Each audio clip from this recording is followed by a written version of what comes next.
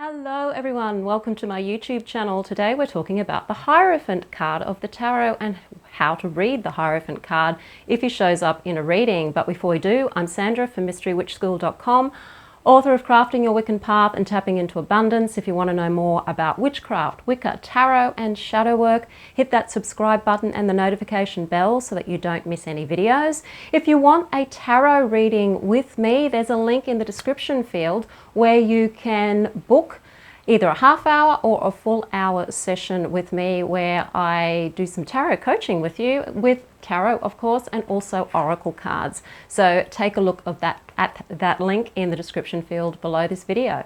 I have to say that the Hierophant card has never been one of my favorite cards. I've always looked at this guy here sort of sitting in that sort of papal outfit, being like the hierarchy of the church, and I've never warmed to him at all, and I've also found him really difficult to read, probably as a result of just the fact I can't warm to him.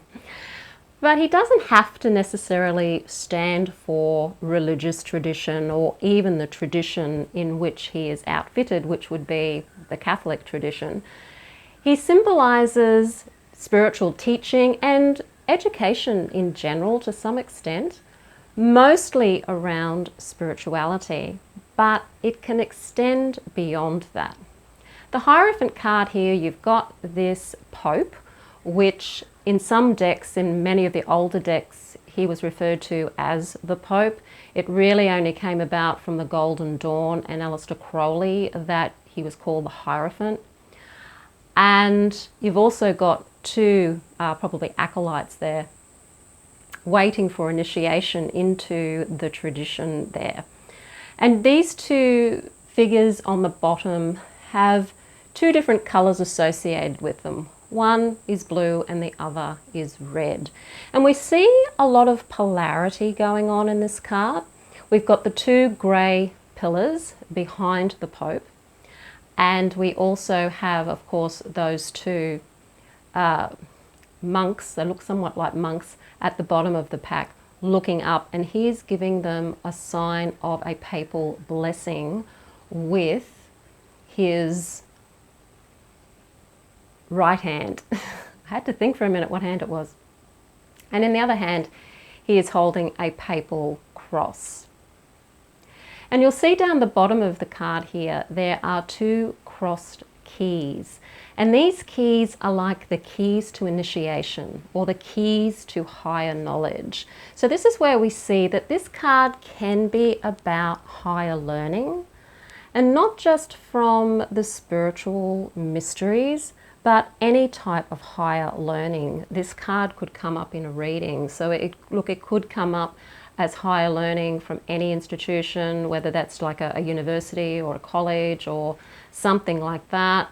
It can symbolize groups more so than a person. So where if you're looking at a particular teacher type, you might get the Hierophant, but more than anything, the Hierophant tends to represent groups or institutions. And it's a symbol of structure, conformity, and adhering to groupthink, essentially. And that may be one of the reasons why I've struggled with this card, because I'm not big on the groupthink, conform sort of thing. And I'm sure that a lot of pagans out there probably share my sentiment when it comes to that. But this card, when it comes up for you in a reading, can be about institutions, or it could be about even small groups of people that may have an influence over you or that you're somehow involved in. And this situation, when it's an upright card, will generally be something that has a structure. There's a certain format to things and a hierarchy. There's an element of needing to conform to this group and be basically a cog in the wheel of this working group. Now that can be, there's positive aspects to that. We humans do work well in groups, and we work well when we're working together as a group. So on a positive note, this card can be about systems of people or groups of people working together for a common cause or a common spiritual cause. It can be about maybe even joining a new religious tradition or spiritual tradition.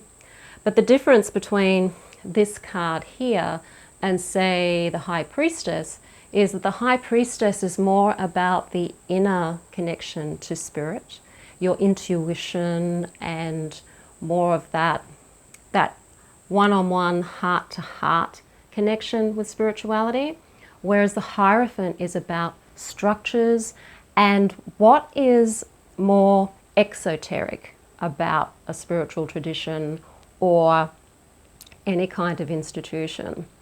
So when I say exoteric, with the Hierophant card, this isn't about deep soul searching or mysticism or diving into spirituality from a non-dualistic point of view. This is still working within the confines of dualistic thinking, because you've got the two pillars there, and maybe trying to find some sense of balance between the dualism. But it's very much on the outer practices of a tradition. So this would be the things that you see when you go to a public event that a religious group or a spiritual group would be hosting. It's not the inner teachings. It's not where you really start to question reality and what is spirit and what is God, or what is the world that we're really living in. What are we really doing here? Connecting to our intuition and all of those deep dive things. This is very much about the surface layer of spirituality and traditions. Traditions within a family, traditions within a culture, traditions within spirituality, anything to do with tradition. This card can pop up and tell you about or warn you about where maybe you're conforming too much to a situation, or tradition is getting you down, or maybe you need to adhere to tradition a little bit more in order to gain the benefits that tradition can give you.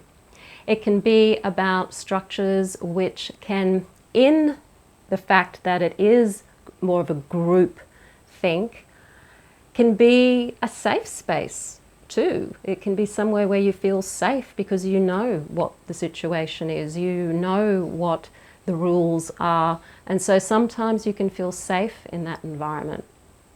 The Hierophant can be that initiation into the beginning of your search for spirituality, where you're looking for different traditions to learn from. So you might explore Buddhism, or you might explore Wicca, or you might explore some religion, but pretty much more about the surface aspects, like the practices, the rituals that are out there available for you to see, maybe doing a ritual, maybe doing a circle or doing a Sabbat according to a structure, but not necessarily knowing where to go beyond the structure of the ritual.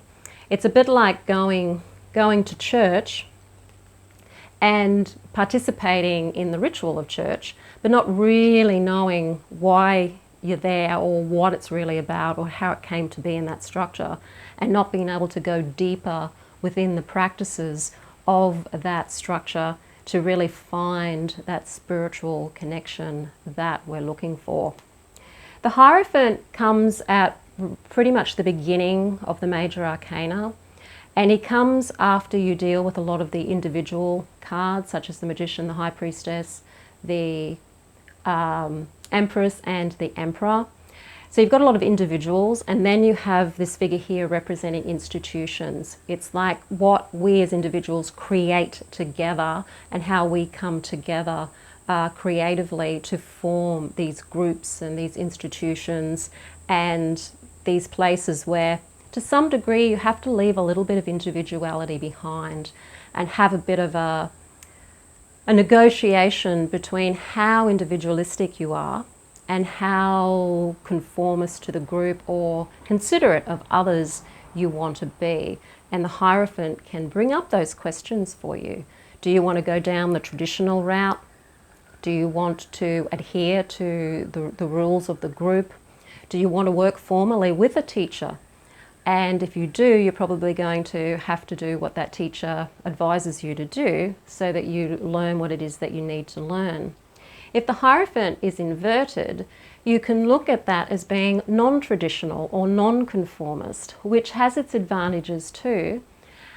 And sometimes you can see the inversion of this as also being, in the negative sense, not being able to understand the value of tradition or the value of being able to participate with a group in a way that is conducive to a working group. So maybe you're too individualistic.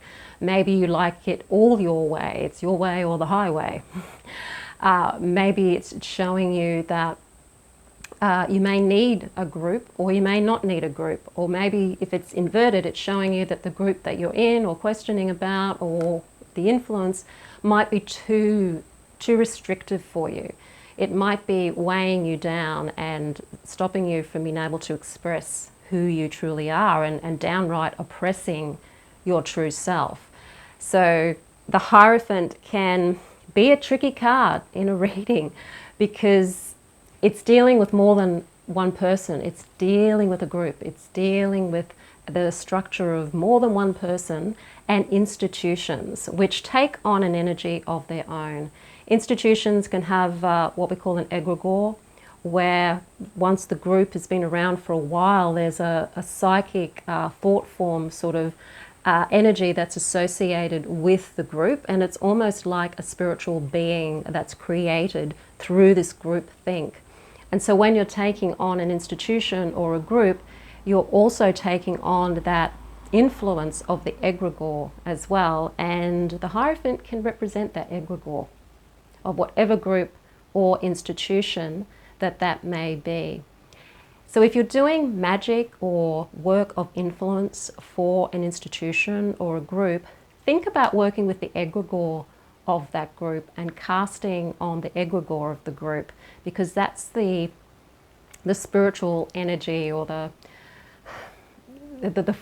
thought form energy or astral energy that you're dealing with when you're working with a group in some way.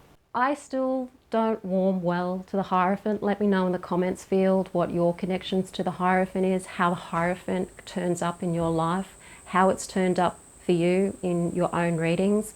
I don't get him a lot in my readings either, which is interesting. He's not a common card that I get in my own readings, but when I do see him in other people's readings, it's always interesting to see what he's alluding to. And of course, the other cards in a reading will help you understand what he means and what he's trying to tell you in the reading at the same time.